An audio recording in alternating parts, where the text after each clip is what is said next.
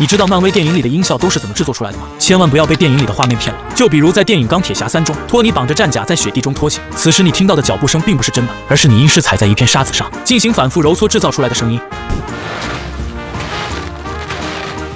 更让你想不到的是，此时常在电影中断胳膊断腿，我们听到他那清脆又响亮的断裂声，其实是你医师正在用力挤一颗大青菜，由此制造出骨头断裂的声音。而在大部分电影的制作过程中，剧组会要求演员在幕后重新录制他们的声音，由此来提高电影中的音质效果。我们可以看到，金刚狼的扮演者休·杰克曼正在为他的角色金刚狼重新配音。